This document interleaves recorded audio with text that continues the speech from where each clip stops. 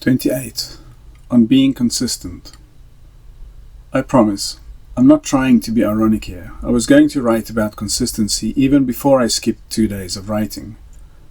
But skip days do bring to the fore how important it is to stick to something. Take running, for example. It really is not going well. At no stage during this current training program have I felt that it is getting easier, but it has been important to me to get the runs in anyway. Not to skip runs because I'm feeling despondent about it or lazy or unmotivated.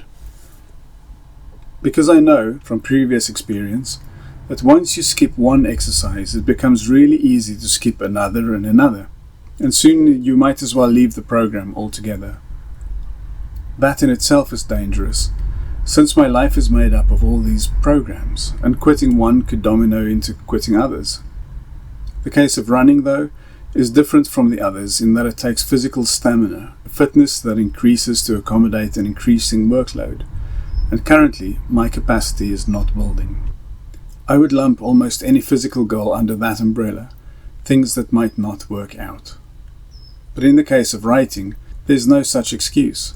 Daily writing takes only the discipline to put my own needs ahead of others for half an hour a day. It calls back to what I said about showing up, except that now you have to show up for yourself. And it's not a discipline that needs to build even. All I have to do is show up when I can create the right conditions and start. The outcome in terms of words on the page is not what's important, but just valuing myself and making the time will already bear the fruit.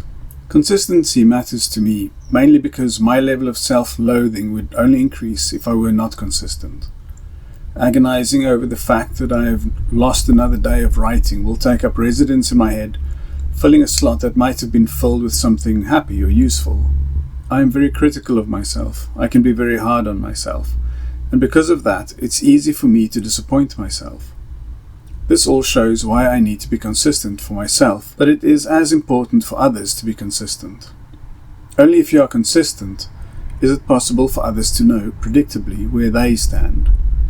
It's hard to sail if the wind blows one direction one moment and another the next. You may not like the direction, but if I'm consistent, at least you can plan accordingly. And I, for one, would rather have the stability of knowing what I can depend on, wouldn't you?